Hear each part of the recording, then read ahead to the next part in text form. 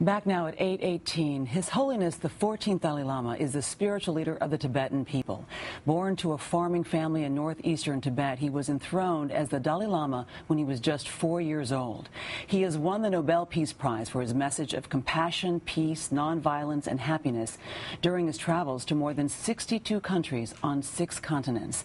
And this morning, we are touched to have him bring his message to our studio in his first live morning show interview ever. Your Holiness, good morning. Good morning. You have spent your entire life bringing this message of compassion, of tolerance, of forgiveness, and contentment to people all over the world. But today, people all over the world, including here in America, are experiencing so many difficulties: a bad economy, war, disaster, the oil spill. So many things are plaguing the spirits of people. How can we find contentment in this world at this time with so many difficulties? Basically, these problems are temporary. These problems are temporary. We human beings, basically more, gentle nature. We have a gentle nature. And also we have the creativity nature there. So these problems, of course, some problem, nature disaster. That is something a little different. But many other problems, which essentially man-made problem, our own creation. So logically, we also have the ability to overcome these problems. Of course we want to overcome these problems. Yes. I think general atmosphere on this planet, I think last 2 centuries or 1 century, we are not acting with true human spirit. I think sometimes we too much sort of stress on the superficial level, and short-sightedness. Due to that, a lot of problems happen. Now what we learned, now we must think holistic way, broad way, and long term. I think this is just the beginning of 21st century.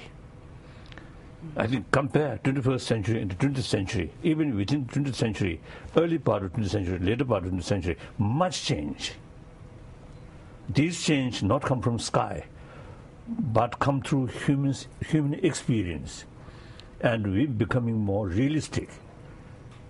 So now, 21st century, I think there is every reason this 21st century will be much happier, much peaceful, much compassionate century than the 20th century. This I'm quite sure. But you see, everything depends on our own sort of action. The positive action. In order to carry positive action, we must develop here a positive vision and sincere motivation. And our conduct should be open, honest, truthful, transparent. Then I think many problems can reduce. This is my feeling. You're saying that if we are honest and truthful and find it within ourselves to have generous lives, you're saying that the problems that we're having in the world today won't be here, and this will end. The suffering won't be as difficult. Can reduce. Can reduce. Can reduce. That's certain. Many man-made problem. If we develop certain kind of sort of right attitude and realistic method, many of these our own sort of created problem certainly eliminate, and if not, reduce. That's certain. But you said just now that is not always true for when there is a natural disaster. And you yourself have been tested. You know, there was just this last April a terrible earthquake in Tibet, in the place where you were born, and you could not return. Thousands were killed. You could not return to help people. So how do you handle the sadness in you when you cannot do what you want to do?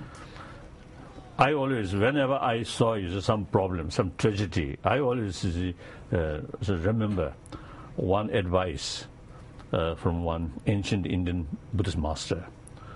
a tragedy happen, then think, analyze the situation. If there is a way to overcome that, then no need worry. If there is anyway no way to overcome that suffering, that tragedy, then no use to worry. So you're saying But however, I think not like 20th century. Now like the tsunami problem and also the serious earthquake in Haiti and Chile, and now the last, I think 2 years ago in Sichuan area, and now this year recently in Kigudo area, response from the rest of the world is immense. I think in the 20th century or early part of the world, early part of the time, I don't think the suffering, just the people you see carrying the suffering, no one take care. Now you see completely different. So are you saying sort that of situation. humankind? These are positive signs. So you're saying humankind is becoming more compassionate? Yes, certainly. So the state of humankind today, are we getting worse or are we getting better as a people? What would you say? Is Better, no question. Some mischievous, handful mischievous people always there. I think last several thousand years it remained that, and for future also you see some handful mischievous people always there.